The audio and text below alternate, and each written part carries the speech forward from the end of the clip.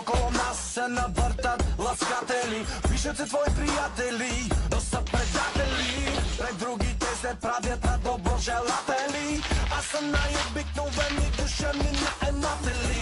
Интриганти, спекуланти, симуланти, антидепресанти, енергийни вампири, взимат от други кумири. Сега изглежда сме...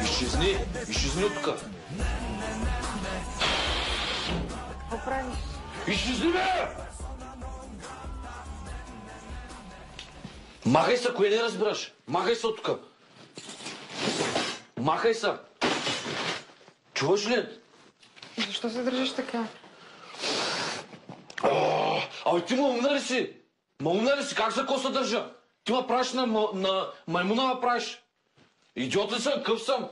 Ти знаеш ли коя жена не се е държала така с мене, бе? Си играеш така с чувствата ми. Коя си ти? За какво се помисли? Майко, аз не мога да се представя ти как може постоянно, всеки ден по всячески начин да ме унижаваш, бе. За какво се взе? Аз не мога да разбера.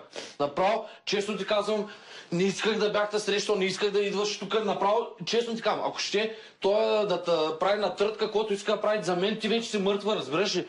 Каквото искаш това прави. Но от тук нататък не съществуваш за мен. Искам да изчезнеш, честно ти казвам. Не искам да те виждам, не искам да слушам абсолютно нищо за теб. Разбираш ли? Махай се! Добре, моля те, прости ми, извинявай за всичко, не съм искала да го направя. Знаеш, Кой се извиняваш, бе? Не искам да ми се извиняваш. Моля се, изчезни. Моля се, не искам да направя някой глупост. Изчезвай. Добре, извинявай, не съм Няма. искала... Окей, изчезвай. Изчезвай, не искам да те виждам.